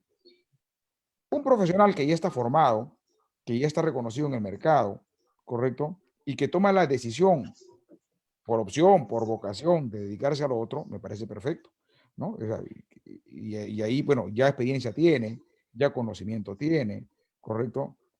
Y ya, digamos, en principio, mayores necesidades tampoco tiene, porque el mercado lo busca a él para ser árbitro, no es al revés. Esa es un poco mi idea en el tema. Oh, muchas gracias, Sergio. Tenemos a Manuel Diego. A ver, Manuel Diego, tienes uso de la palabra. Bienvenido. Buenas noches, Manuel Diego. Hola Carlos, buenas noches Fernando. Muchas gracias Hola, por la intervención, Hugo, Sergio. Bueno, yo le voy a dar un poco la razón a Sergio. Yo no soy abogado litigante, pero me dedico al arbitraje, pero también hago asesoría corporativa principalmente. Hugo, la verdad es que es un caso excepcional. Y la verdad, Huguito, tú no eres comparable. Tu experiencia, tu sapiencia, tus conocimientos, que tú te dediques a uno u otra cosa, sabemos todos que siempre lo vas a hacer bien. Así que la verdad es que no me voy a atrever a acercarme a ti, Hugo, pero lo que tú hagas lo vas a hacer bien y tu experiencia es increíble. Pero la verdad es que yo sí creo, por lo menos yo hablo en mi experiencia, estar sentado a los dos lados de la mesa sí te hace ver las cosas de una manera más clara muchas veces. Porque es un poco mirar la calle desde el otro lado también. Y los problemas arbitrales, muchos corporativos, en el Perú muchos de contrataciones del Estado, pero muchos corporativos, muchos contractuales, también se tienen que analizar desde la óptica empresarial. No digo los de contrataciones del Estado necesariamente, pero sí los de arbitrajes privados. Y por eso yo creo que desde mi punto de vista, el estar a los dos lados de la mesa muchas veces también es bueno. Y no necesariamente genera un conflicto de interés, como Fernando, tú tienes gente en tu oficina también que lo hace, y muchos otros que lo hacemos. El conflicto de interés se lo genera cuando uno lo ve, simplemente no puede aceptar ese caso y ya. Es cuestión de ser honesto e íntegro para saber qué aceptar y qué no. Pero en mi opinión, en mi caso particular, a mí sí me ha servido y me sigue sirviendo ver los problemas desde el otro lado de la mesa. Eso era un poco lo que quería decir nada más. Muchas gracias, Manuel Diego. Creo que Hugo deseas hacer uso de la palabra o Fernando. Bueno, Manuel Diego es un caso interesante que no veo, o sea, este tema no me he puesto a pensar antes, ¿no? Pero Manuel Diego es un árbitro súper reconocido, pero lidera un buen estudio, ¿no? Y claro, es una demostración de que la combinación se puede, ¿no? Y él mismo dice, ojo, yo no litigo, ¿no? Hago corporativo, pero sí lidera un estudio que funciona bien y que es reconocido. Entonces, es una demostración de eso, ¿no? Simplemente. Hugo. Sí, gracias. Solo para clarificar un poquito el tema con mis muy queridos amigos Manuel Diego y Sergio. Yo nunca dije que no había que tener experiencia y práctica profesional. Es obvio, y estoy totalmente de acuerdo con ellos, de que uno no puede llegar a ser árbitro si no ha estado a los dos lados de la mesa, o los tres, o los cuatro lados de la mesa, y tener una vida. O sea, yo tomé una decisión casi cumpliendo 60 años. Entonces, yo lo que me referí, probablemente eso se me ha malentendido, que yo quería entender lo que dijo Sergio en su primera intervención, es que la disyuntiva entre ser árbitro o ser abogado, un estudio era complicada porque el árbitro tenía que salir a buscar clientes, etc. Yo me refería quizás al final de la vida de la práctica del abogado, y en eso no nos entendimos bien. Yo estoy totalmente de acuerdo con Sergio y con Manuel Diego en que primero, tú no le puedes pedir a un chico que sale de la universidad o de 5 o 30 años, mi profesión va a ser árbitro. Eso es un absurdo, ¿no? O sea, yo creo que tienes que pasar por la vida, como nos ha pasado a todos los que ya somos de la tercera edad, tienes que pasar por la vida económica, por la vida comercial, por la vida corporativa, etcétera, etcétera. Y ahí, de repente, además de ser árbitro en esa época, puedes un día decir hasta acá, y yo por vocación dejo todo esto porque la vida, las funciones me dan la facilidad de hacerlo, y voy a ser solamente árbitro, exclusiva, como en mi caso, exclusiva y excluyentemente. Entonces, yo creo que no hay ninguna contradicción entre lo que han dicho Sergio y Manuel Diego y lo que yo he dicho. Es simplemente quizás ha habido un desfase en la forma en que yo lo enfoqué en mi primera intervención. Estoy totalmente de acuerdo con ellos. Gracias. No, muchas gracias, Hugo, Sergio y Manuel Diego. Creo que como bien han precisado todos, y Sergio también lo ha dicho, estamos en la misma línea. Creo que no hay discrepancias, es simplemente que son, digamos, variables que cada uno ha ido agregando, pero que en la práctica, en el fondo, todos estamos de acuerdo. Es decir, un árbitro tiene que tener experiencia, y la experiencia solamente se logra con los años, y no solo con los años cronológicos, sino además con los años de profesión, de ejercicio de profesión, o como abogado, o como gerente legal, o en un despacho judicial, o como secretario, o como juez, en términos generales, ejerciendo la profesión, ¿no? Conociendo, aplicando lo que en las aulas uno aprendió. Quisiera, ya que estaban aquí Hugo, Sergio, Manuel Diego y Fernando, regresar al tema que Fernando Rodríguez trató, y es el de la revelación. Les voy a leer el 43º considerando de la sentencia de casación emitida por la Corte Suprema, y me gustaría conocer sus opiniones, porque ¿qué dice la Corte Suprema en esta sentencia, la Sala Civil de la Corte Suprema, luego de haber hecho toda una referencia a la doctrina comparada, a las diferentes directivas de soft law, al modelo, a las reglas de la IVA, la ley modelo UNCITRAL? Resalto este comentario, y que ya es, digamos, no es una cita, porque no es que se cita, sino es lo que la sala considera en este caso. Y dice, la sola omisión, y voy aquí a colocar comillas, no voy a agregar ninguna interpretación mía, voy a ser literal, dice, la sola omisión del deber de revelación no sugiere de manera inmediata la existencia de alguna parcialidad por parte del árbitro recusado, ni tampoco la vulneración de los principios de independencia o imparcialidad a que se encuentra sometido el árbitro, en tanto que para que se configure una falta al deber de información, se requiere que dicha omisión en la declaración sea relevante o trascendental y que afecte, por tanto, la buena marcha del proceso arbitral.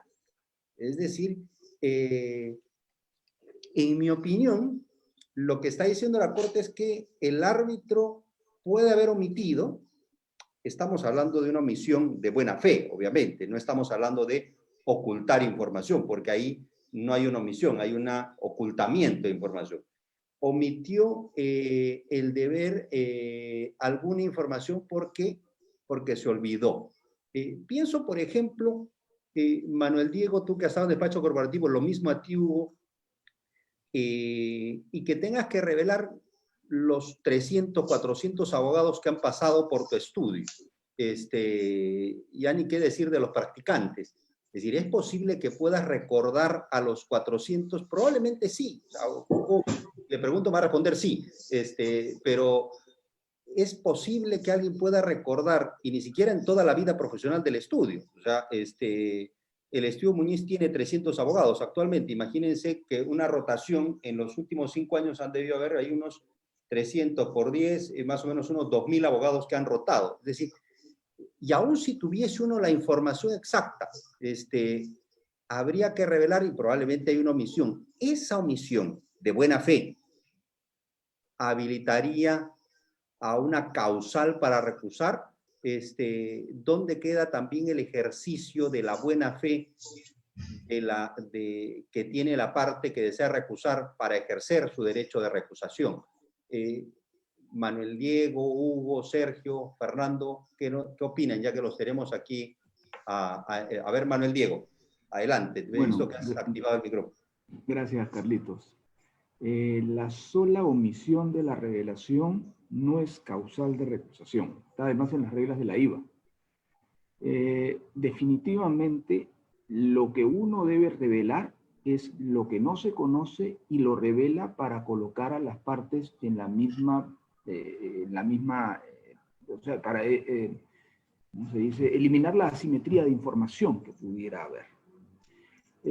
Yo me acuerdo que hace algunos años, espero que no esté ocurriendo ahora, inclusive algunos centros de arbitraje, cuando un árbitro revelaba A y esa revelación de A era vinculada con el otro árbitro del mismo tribunal y ese otro árbitro no volvía a revelar A, lo recusaban y esa recusación era fundada. Nada más absurdo, porque si a uno lo había revelado, el otro no tenía por qué revelarlo. Eso ocurre muchas veces cuando uno nombra a un presidente.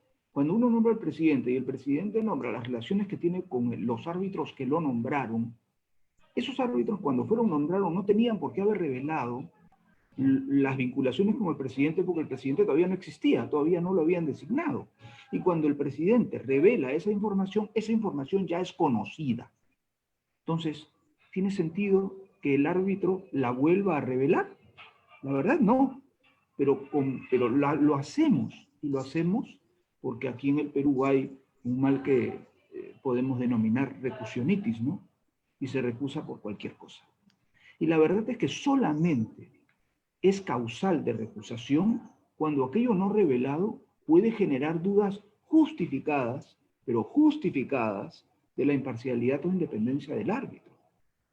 Pero si, Carlos, tú tienes 7 casos, has tenido en los últimos 3 años con Provías, y revelas 6 casos y uno se te olvidó, uno más o uno menos en una relación con Provías en 3 años, o en una relación con el Ministerio de Educación, o en una relación con una entidad, me refiero a esas porque arbitran mucho, ¿podría generar dudas justificadas de tu imparcialidad o independencia? Yo creería que no. Ahora, si no revelas ni una, la cosa es diferente. Pero si revelas en un periodo de años un número y se te quedó una, yo creo que eso no podría ser causal.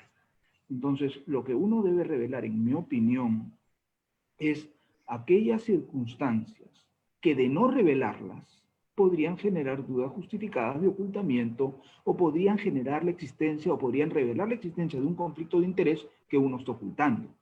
Pero nada más que eso. Lo que pasa es que aquí revelamos más de la cuenta, como decía Fernando, porque a eso nos ha llevado muchas recusaciones que se han planteado a través del tiempo. Gracias. Oh, estupendo tu comentario y oportuno, Manuel Diego. Huguito. A ver, obviamente estoy totalmente de Estamos acuerdo. aprovechando que te tenemos aquí, Hugo, así que disculpa, pero ya que estás aquí, aportaremos todos al debate. Gracias, Hugo, por tu buena predisposición. ¿Eso qué significa? ¿Hablo o no hablo? Por supuesto, inmediatamente. Gracias. Obviamente estoy de acuerdo con Manuel Diego. A mí me ha sucedido, creo por favor, esto no es no soy una atorrante, nada, ustedes me conocen. Pues si me han recusado 3 veces en mi vida, en 25 años de arbitraje mucho. Pero a principio de este año, a fin del año pasado, una entidad para la cual yo he sido presidente, solamente presidente, de 7, 8 tribunales arbitrales, me vuelven a designar y declaro pues 7 de los 8 casos. ¿Y qué creen? Claro, lo que sucedió también es una cuestión de la trágica de la administración pública, y justamente 2 o 3 meses antes, la procuradora de esa entidad se había trasladado a procuradora de otro ministerio, ¿no? Porque estoy seguro que esa persona no se le hubiera ocurrido nunca. La entidad me recusa porque no declaré un caso que había sido ad hoc, donde yo había sido designado por el OCE y que estaba laudado y terminado hace 2 años. Pero cómo, y yo lo dije en el acta de instalación, ¿no? Porque necesitaron la instalación, yo todavía con los procesos que ustedes conocen del OCE, sabía que me habían recusado porque lo notifican 5 meses después, ¿no? Entonces, yo le digo a la abogada de la entidad, yo hubiera esperado que me recusara la parte contraria, pero no ustedes. Pues ustedes saben perfectamente cuántos arbitrajes y cuáles tengo ustedes. Entonces, eso es un tema realmente que, como han dicho ya, lo que realmente se dio linda en el absurdo. Pero yo quiero contarles algo más delicado. La semana pasada y esta semana, en un tribunal de súper primera clase, donde yo me considero una hormiga al lado de mis coárbitros, en particular, bueno, los dos, ¿no? Recusan a uno de los árbitros porque en la audiencia de ilustración, los abogados de la entidad, hicieron énfasis, literalmente, es el motivo de la recusación, el motivo del descargo, de la absolución, énfasis en que el funcionario jefe de esa entidad hace 4 años que ya no pertenece a la entidad, ¿ya? Es primo segundo del árbitro. Entonces, el árbitro, en un exceso de celo y de esta paranoia que vivimos todos con el tema de la declaración, ¿no? Dice, bueno, como la entidad ha hecho tanto énfasis en que el funcionario de hace 4 años fue el que aprobó el contrato que hoy está en discusión y que ahora lean que es nulo, que haya, bueno, que hay problemas de corrección en la convocatoria y la adjudicación, ¿no? Por si acaso declaro que ese funcionario con quien no mantengo ninguna relación personal y no tenemos ninguna relación cercana, es mi primo segundo. Acto seguido la entidad lo recusa. Lo recusa diciendo que no puede tener imparcialidad porque eventualmente de los resultados del arbitraje, ese funcionario pudiera terminar siendo encausado, la OSI, la Contraloría o lo que fuere, o acciones penales. Entonces, yo les pongo este ejemplo porque lo he vivido esta semana con tristeza y con pena. La verdad, porque es una lástima que uno de los árbitros más connotados, distinguidos, íntegros de este país se aparte por voluntad propia y renuncie. Yo respeto su decisión, pero como le dije en el correo que presentó su renuncia, no estoy de acuerdo, pero obviamente respeto, no es mi decisión, es la suya, ¿no? Pero a ese absurdo estamos llegando, ¿no? ¿Cómo puedes comprometer y cómo se puede ver dentro de la regla de la IVA el tema de que porque un árbitro tiene una relación de segundo grado, ni siquiera cercana, con una persona con la que declara que no tiene familiaridad ni relación, etcétera, porque fue funcionario hace 4 años de esa entidad e intervino en el contrato, lo recusan y él renuncia. A mí, la verdad es que a mí esas cosas sí me causan, no sé cómo decirlo, pero me dan pena, por no decir de otra manera, que el arbitraje en nuestro país esté cayendo en esos niveles. Gracias. Muchas gracias, Huguito. Sergio, ¿qué nos puedes comentar? Adelante. Y vemos que tenemos también a Ricardo Rodríguez que hace eso. Sergio. A ver, yo digamos, coincido plenamente con lo dicho por Manuel Diego y, digamos, un poco con la preocupación que expresa Hugo, ¿no? En realidad, me preocupa, y debo decirlo, que de cara al tema, por ejemplo, de contratación pública, ¿correcto? Prácticas a veces, por las dos partes, pero a veces fundamentalmente más se da por otros lados, que conlleven a entorpecer el procedimiento arbitral en general. En general, ¿por qué? Porque, a ver, uno identifica que el arbitraje es un mecanismo de solución de controversias. Está puesto para resolver problemas. Y no para que dentro del arbitraje se generen más problemas, ¿correcto? Evidentemente, un árbitro que no garantice la independencia o imparcialidad podría generar problemas y tener que apartarse del tema.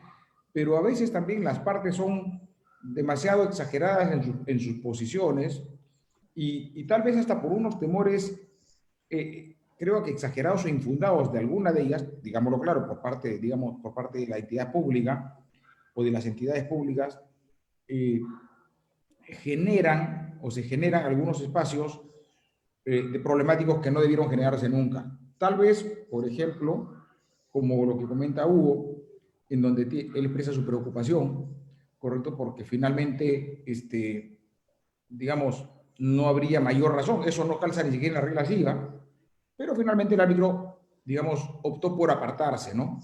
Lo cual, digamos, saneó, entre comillas, el proceso de una mayor controversia después. Ahora, de cara a lo que tú preguntabas, Carlos, lo que sí me queda, o sea, digamos, sí me queda claro, y en la misma línea de Manuel Diego, es que esta omisión, la sola omisión de revelación, no debe generar per se la conclusión o la convicción de una falta de independencia e imparcialidad. Y eso no lo dice solamente acá la Corte Suprema. La semana antepasada, me parece que conversábamos en otro conversatorio de otra sentencia, también de la Corte Superior, mira, de la Corte Superior de Lima, que no, evidentemente no eran estos mismos magistrados de este caso, en donde consagraban lo que decía la Corte Suprema. La sola omisión de revelación no genera la consecuencia inmediata de la falta de independencia o imparcialidad. Hay que analizar caso por caso. ¿Qué es lo que me preocupa? Lo que me preocupa es que los intérpretes o los actores que tienen que actuar con algunos reglamentos de centros de arbitraje en donde se establece, digamos, la premisa que la omisión de revelación conlleva a presumir que hay falta de independencia o imparcialidad, porque eso lo vamos a ver en algunos reglamentos de algunos centros, ¿correcto? Interpreten que esa es una consecuencia directa e inmediata, jure de jure, que no admite prueba en contrario. Y ahí estamos en problemas, porque esa no es la lógica del deber de revelación. Muchas gracias, Sergio. Fernando, tú has analizado esta sentencia, la has estudiado y también no solo la de casación, sino además la de la sala comercial. Sobre este tema que además ha sido una de tus conclusiones en las diapositivas que has utilizado, ¿qué nos puedes comentar? A ver, en primer lugar, yendo al caso concreto, ¿no? Lo particular, nunca se establece con claridad si el árbitro nombrado conocía de que las personas, digamos que el demandante, que era parte en el proceso, conocía a los representantes. Es decir, cuando él lo eligieron árbitro, el árbitro dice, yo no revelé porque no sabía que ellos eran los representantes, ¿no? Sin embargo, la entidad estatal lo declara con una recusación y dice, ese señor, el árbitro, conoce a los representantes y por lo tanto yo lo recuso. El árbitro, y la pregunta que debemos hacernos ahí, el árbitro debió renunciar. Ya es un aspecto subjetivo, probablemente acá muchos opinemos que sí, pero es un aspecto subjetivo del árbitro. El árbitro lo que dice, yo en ese momento no sabía. Eso es por un lado. Por otro lado, cuando lo recusan por segunda y por tercera vez por los mismos aspectos, la Cámara, en este caso Capeco, declara infundadas las recusaciones.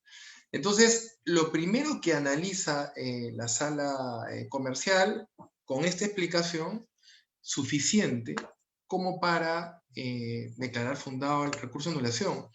Lo que hace la Corte Suprema es, de una u otra manera, argumentar a partir de la duda justificada y sobre el hecho que este árbitro no conociera. Y además se sustenta en un código de conducta de la Ley de Contrataciones del Estado que tenía 3 páginas, a diferencia del código de conducta del 2019, que es mucho más largo en cuanto a lo que es el deber de revelación. Entonces, lo que yo particularmente creo es que el árbitro, más allá de que es totalmente digamos, respetable su decisión de haberse quedado, que haya conocido a los representantes de la parte demandante, porque ese es el punto, sí hubiese sido conveniente que renuncie. Pero por otro lado, cuando hemos hablado y he escuchado muy bien a Manuel Diego, a Sergio, el omitir el deber de revelación, la pregunta es esta omisión hasta dónde alcanza, es decir, hasta mi nombramiento o posterior al nombramiento. Y nosotros sabemos que hoy en día uno revela no solamente hasta el momento de nombramiento, sino también posteriormente me han nombrado para este arbitraje, y si tomo conocimiento que yo conocía al representante, lo revelo, ¿no? Y entonces, en conclusión, yo sí creo que el árbitro debió renunciar, pero también creo de que la decisión de la Corte Suprema es concluyente en el sentido de que baja el estándar de la revelación, por un lado, respecto a lo que es la sala comercial, y por otro lado, su análisis es interesante, lo que le permite a este árbitro quedarse en el proceso y no es, digamos, cuestionable, salvo éticamente, pero objetivamente no es un tema cuestionable. Esa es mi opinión.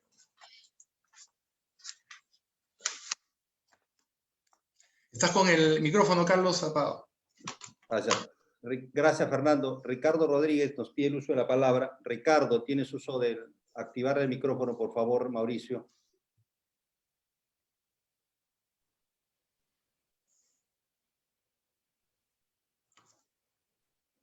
Iniciar audio. Hola, buenas noches. Buenas noches. Hola, Ricardo, ¿cómo estás? ¿Qué tal? Hola, Fernando. ¿Cómo estás? Luego de escuchar tu exposición, quería preguntarte, y también, por supuesto, la opinión de los demás, y si hubiéramos hecho una suposición del caso, ¿cuál creen que hubiera sido el criterio de las cortes o de los centros arbitrales y del OCE, y se hubiera planteado una recusación al árbitro por el caso que posteriormente la Corte Suprema dice que no es válido, como para anular el laudo? Y en segundo lugar, de acuerdo a la resolución, trascendente y importante, ahora podemos asimilar que son dudas justificadas. Gracias por tus comentarios, Fernando. Sí, a ver, en primer lugar, yo creo que la posición en OCE, si esto hubiese ido directamente, hoy en día o en los últimos 2 o 3 años, de todas maneras hubiesen declarado fundado la recusación. Y por otro lado, creo también que el árbitro hubiese renunciado, ¿no? De eso no me cabe la menor duda, no solamente a partir del cambio normativo, sino a partir del cambio coyuntural que todos conocemos. En segundo lugar, cuando se habla de dudas justificadas y se menciona la palabra trascendente, esto, y aquí la Corte Suprema no es muy clara, pero se refiere a si para el árbitro es trascendente revelar, y si es que cuando este tema se revela termina siendo trascendente y determinante para el proceso arbitral, ¿no?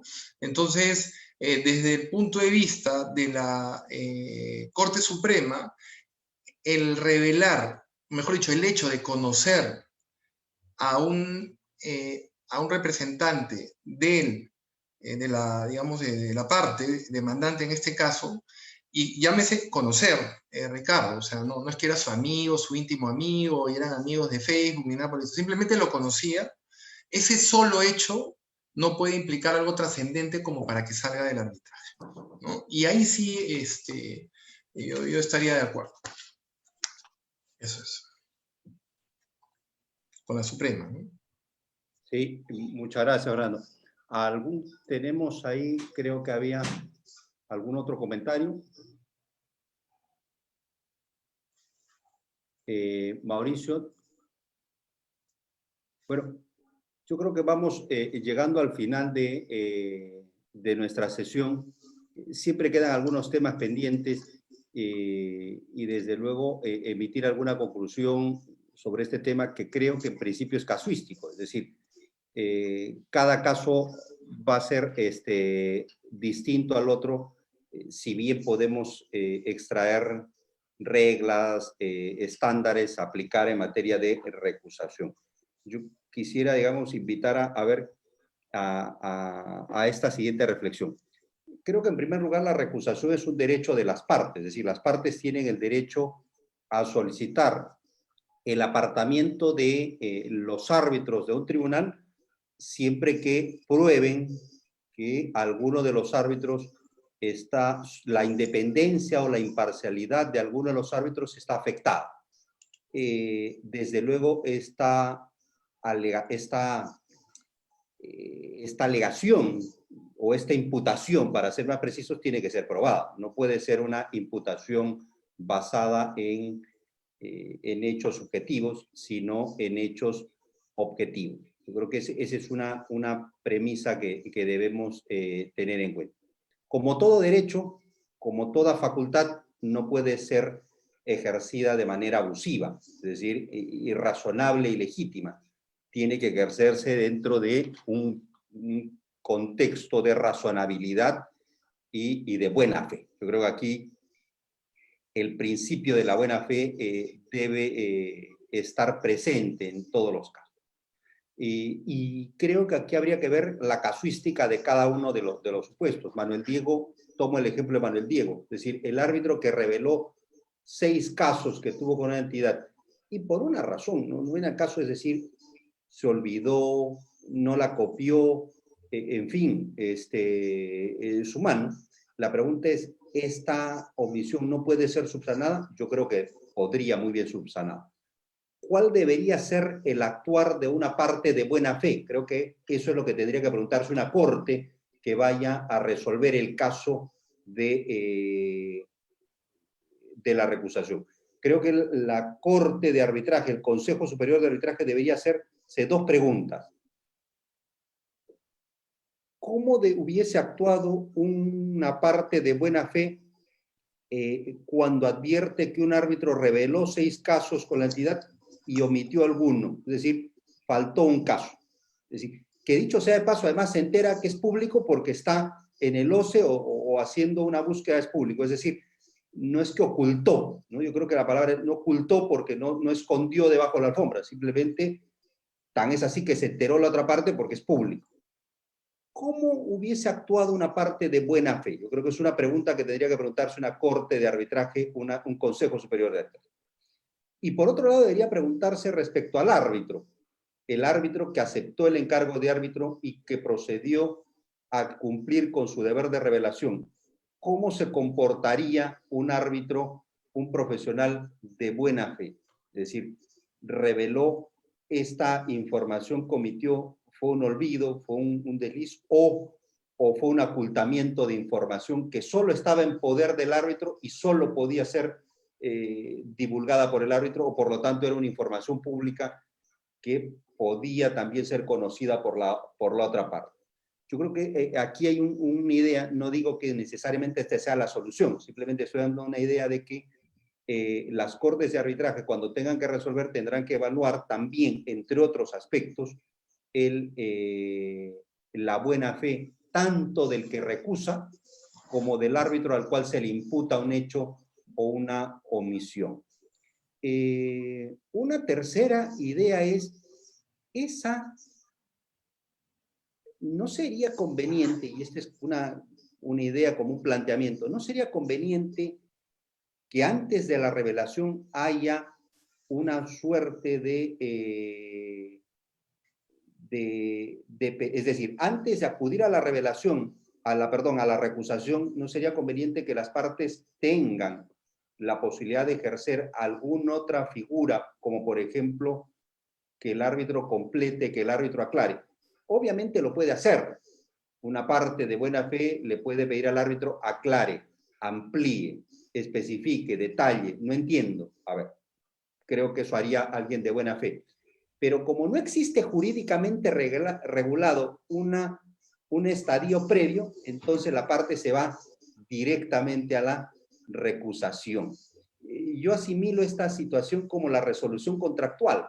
Piensen ustedes en una parte que incumple con su obligación contractual, que ha incumplido y que, claro, su contraparte no sabe por qué ha incumplido, simplemente hay un incumplimiento. Sin lugar a dudas, desde el punto de vista contractual, el acreedor que ha sufrido el incumplimiento está habilitado para resolver el contrato, está habilitado para poner fin a la relación contractual. Pero los civilistas sabemos que la resolución contractual es una figura de última ratio, es una figura radical, porque va a poner fin a la relación contractual. Es como en el matrimonio, el divorcio, pone fin a la relación conyugal. Antes de la resolución contractual hay una serie de figuras, el requerimiento, exijo el cumplimiento, otorgo un plazo adicional, en fin.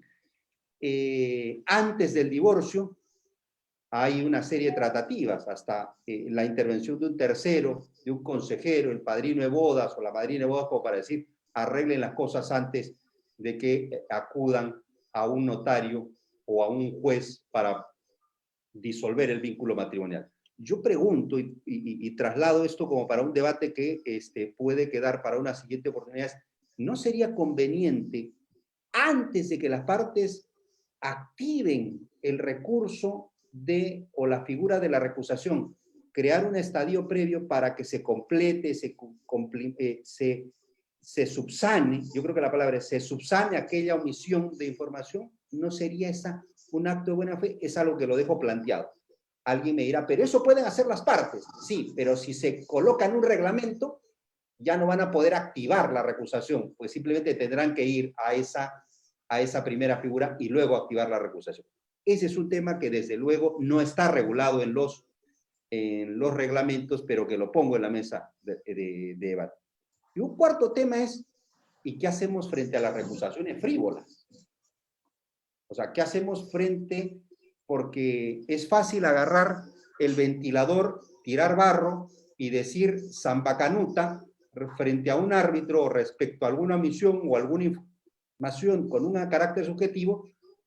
Sabemos que por lo menos en las cortes de arbitraje de la Cámara de Comercio de Lima, de la Católica, van a ser analizadas de manera objetiva, imparcial, las recusaciones y son declaradas infundadas, improcedentes. La pregunta viene ahora, ¿y qué se hace respecto a esas partes? Es decir, ¿debe quedar indemne la imputación? ¿Cómo proceder frente a esas recusaciones frívolas? Y no me refiero simplemente a decir, bueno, es infundada, es improcedente. No, no, respecto a la actuación de esa parte.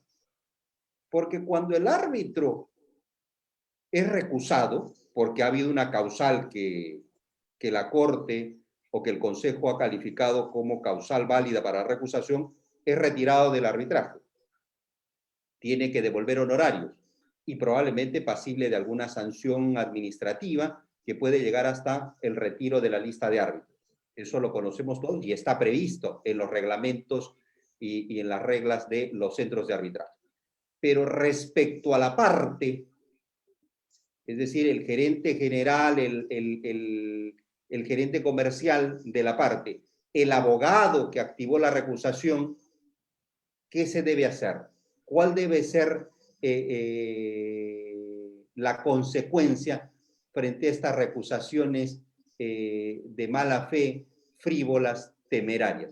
Este es un tema que también ameritaría otro seminario, pero creo que no podría, o sea, no podemos hacer de la vista gorda y decir, bueno, ya simplemente la recusación es infundada, improcedente, algo se debe hacer respecto al ejercicio abusivo. Obviamente, si una causal, si una parte considera y prueba que un árbitro no debe estar en un tribunal porque, en su opinión y según los medios de prueba, no va a actuar con independencia e imparcialidad en ese caso concreto y probablemente su recusación, o asumiendo que su recusación sea fundada, pero si su actuar ha sido de buena fe, hecho que se debe traslucir en alguna audiencia o en algún uso de la palabra, pues simplemente no puede tener ninguna sanción, porque en ejercicio regular de su derecho ha ejercido el derecho a recusación.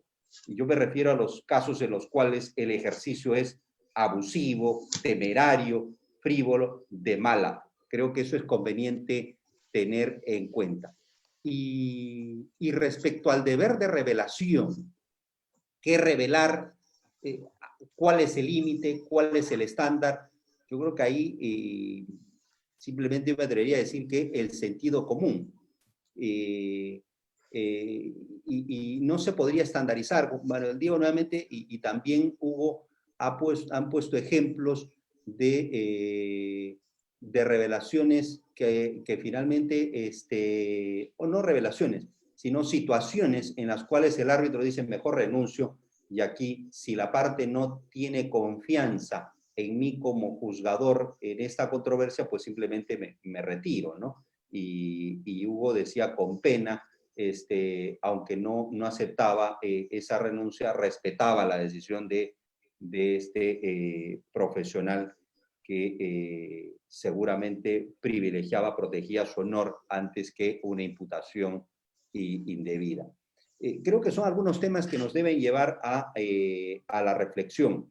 Y desde luego no podemos dejar de lado esta sentencia, porque esta es una sentencia que, como muy bien ha señalado Fernando, demuestra que los funcionarios, que los miembros de la Corte Suprema, incluidos sus equipos especialistas, auxiliares, conocen la materia arbitral, porque no solamente por lo extensa, sino además por las referencias doctrinarias y por el uso y el manejo de los documentos de soft law, como los reglamentos de UNCITRAL, como las reglas de la IVA. Es decir, esto también creo que hay que rescatar en esta sentencia de la Corte Suprema. Uno puede estar de acuerdo o en desacuerdo. Creo que finalmente de eso se trata la actividad y el quehacer jurídico, de tener opiniones propias. Pero en lo que podemos coincidir es que hay un amplio conocimiento de la doctrina y de los documentos de solo en esta sentencia de la Corte Suprema.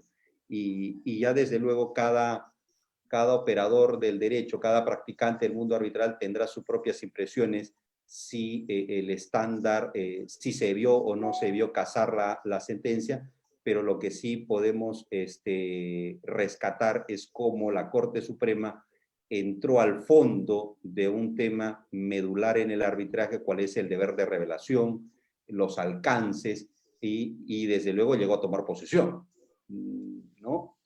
Llegó a tomar posesión y por ejemplo, es uno de los considerandos obiterdicta que he mencionado. Entonces, yo quisiera dejar estas ideas como reflexión, no como conclusiones, ni menos como ideas que deben ser tomadas en cuenta, sino únicamente como temas para reflexionar y para seguir debatiendo, y desde luego tendremos más de otra oportunidad para poder reunirnos con Manuel Diego, con Ricardo, con Sergio, con Hugo y con todos los colegas, árbitros, abogados, miembros de las procuradurías y en general todos los interesados en la actividad arbitral para seguir analizando y comentando las sentencias de las diferentes instancias judiciales del Perú. Antes de terminar, Fernando, te cedo el uso de la palabra para que puedas despedirte y hacer los apuntes finales que correspondan. Fernando, tienes uso de la palabra. Muchas gracias, Carlos. Muchas gracias y muy interesantes las intervenciones de Sergio, Manuel Diego, Ricardo y Hugo. Yo las agradezco. Y me quedo con una idea, ¿no? O con un par de ideas para pensar, ¿no? Que no son concluyentes. La primera, lo que nosotros queremos siempre en un arbitraje es que el proceso no se dilate, ¿no? Y conecto esto con el tema de las recusaciones frívolas que mencionaba bien Carlos, y cómo le podemos dar una solución eficaz en el tribunal arbitral para que estas recusaciones frívolas se solucionen rápidamente sin que nos dilaten 4 o 5 meses el nombramiento de un árbitro. En segundo lugar, nosotros tenemos que ya la doctora Elvira Martínez Coco explicó muy bien, y hubieron intervenciones también de Sergio, Manuel Diego, si no me equivoco, me parece que hubo, que una resolución de la sala comercial donde también citaba directrices CIVA. Nosotros, que hoy ya son reconocidas por el Poder Judicial y que eso está muy claro en el Poder Judicial. Si hoy en día el Poder Judicial comete un error en cuanto al tema de arbitraje, es un error humano. Yo no creo que sea un error de ignorancia o desconocimiento. Es un error humano como puede cometer un tribunal arbitral. Pero si tenemos hoy en día directrices CIVA, código de conducta, estaba anotando, de la Ley de Contrataciones del Estado, Ley de Contrataciones del Estado, doctrina arbitral, Ley de Modelo Arbitral, que todas hablan sobre el tema de la independencia y qué se tiene que revelar y qué no, los listados naranja y rojo, etc. O sea, ya no queremos más normas al respecto. O sea, yo creo que ya eso no cabe ninguna regulación adicional porque sería innecesario. Entonces, mucho entra en el campo subjetivo. Y lo segundo es que a mí me parece que el mercado va a poner de su parte. ¿Y a qué me refiero con ello? A que hemos entrado en una paranoia como consecuencia de lo que hemos sufrido en los últimos 3 o 4 años dentro del arbitraje.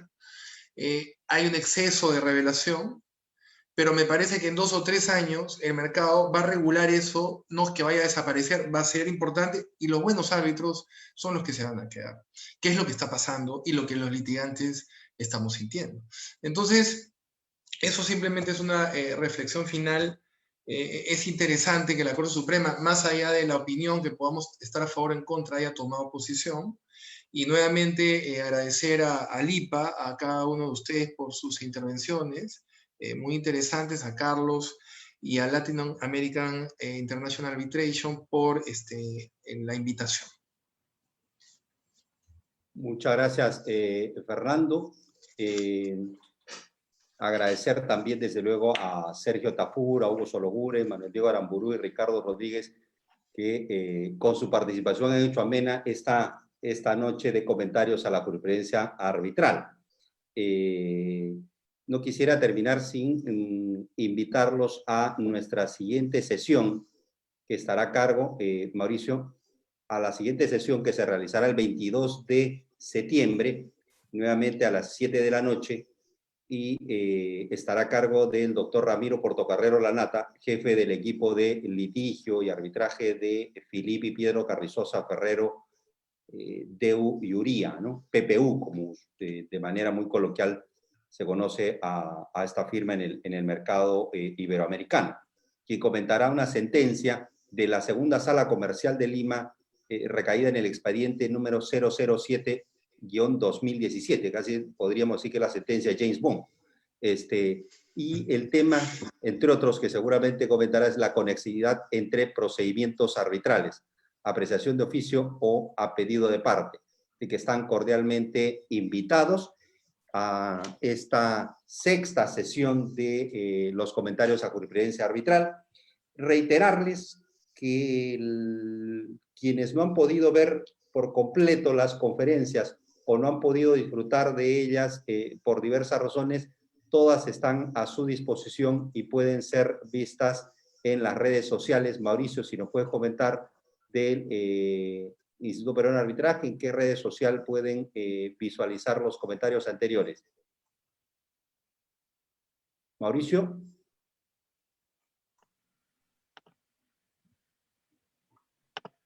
Mauricio.